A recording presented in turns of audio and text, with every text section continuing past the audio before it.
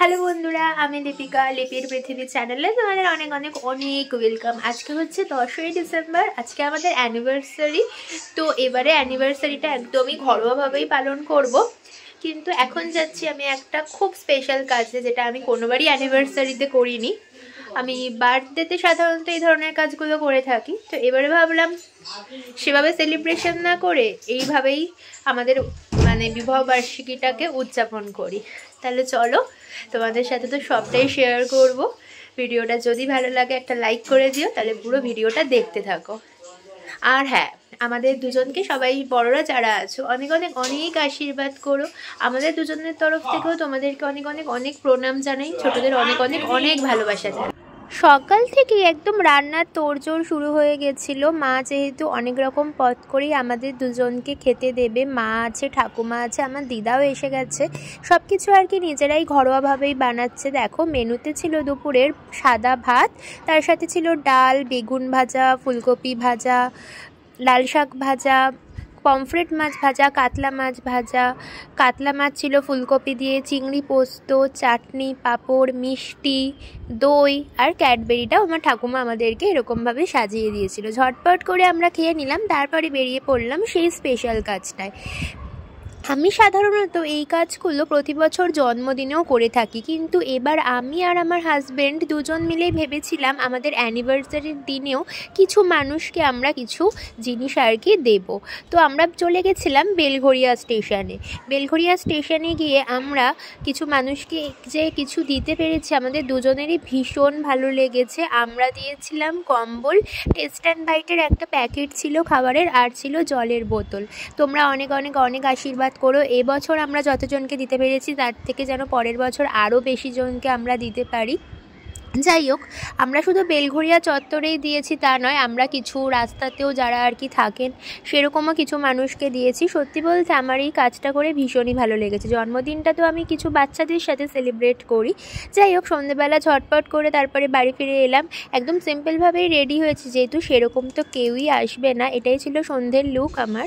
এখন সন্ধেবেলা আমি ঘরোয়াভাবেই সন্ধেবেলাটা সেলিব্রেশন করব, একদমই ঘরের লোকদের নিয়ে। সেরকম কোনো এবারে কোনো অনুষ্ঠান আর কি হচ্ছে না। তো কি করলাম না করলাম, কি খাওয়া দাওয়া করলাম, কেক কাটিংটা সব তোমাদের সাথে শেয়ার করো, তাহলে ভিডিওটা দেখতে থাকো। আমি এরকম একটা ওপরে ব্ল্যাক সিকোয়েন্সের একটা টপ বা ব্লাউজ যাই বলো এরকম পরেছি, আর একটা নিচে এরকম রাফেল করা স্কার্ট পরেছি অ্যাশ কালারের, আর তার সাথে ওড়না ছিল।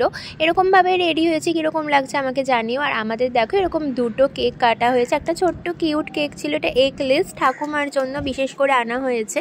আর একটা বড় কেক ছিল। আমি না এরকম প্রতিবারই আর কি অ্যানিভার্সারিতে বাংলায় লেখাটা লেখাতেই বেশি পছন্দ করি কেকের ওপরে। সরো সরো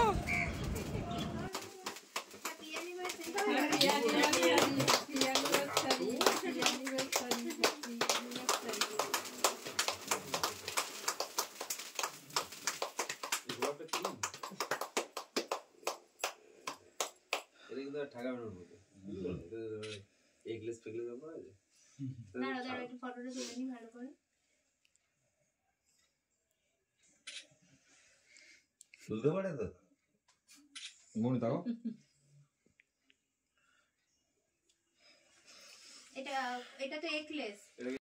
দেখো, কেক কাটা কমপ্লিট হয়ে গেল। এবার আমরা সবাই সবাইকে আর কি কেক খাইয়ে দেবো। একদম ঘরোয়াভাবে সেলিব্রেশনটা হয়েছে। আমার বাবা মা, ঠাকুমা, দিদা আর আমার দুই মামা আর আমার নিজের দেওর আর আমার হাজব্যান্ডের মাসির ছেলে, আমার মাস্তুতো দেওর, আর আমার মায়ের বান্ধবী আমার এক আন্টি, এই কয়েকজন মিলেই আর কি সেলিব্রেশনটা ঘরোয়াভাবেই করা হয়েছে। আমার বাবা মা আর কি বলেছিল এবছর আর কি সেলিব্রেশন করতে কিছু মানুষকে নিয়ে। আমি বলেছিলাম না, যে এটা আমি দুপুরে করেছি ওই কাজটাই ভেবেছি আমি ভালোভাবে করব, এই যে কিছু মানুষকে খাবার দিতে গেছি।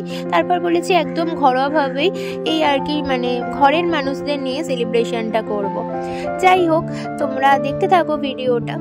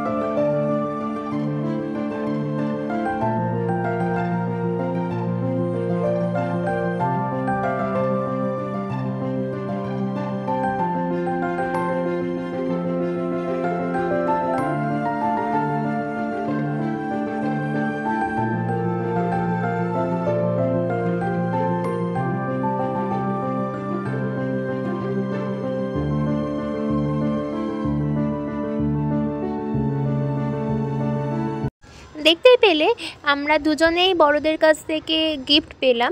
ম্যাক্সিমাম এবারে ক্যাশ পেয়েছি যাতে নিজেরা নিজেদের পছন্দ মতো কিনতে পারি। দুটো গোল্ডের জিনিসও পেয়েছি, আমিও আমার হাজব্যান্ডকে গিফট দিয়েছি, ও আমাকে দিয়েছে।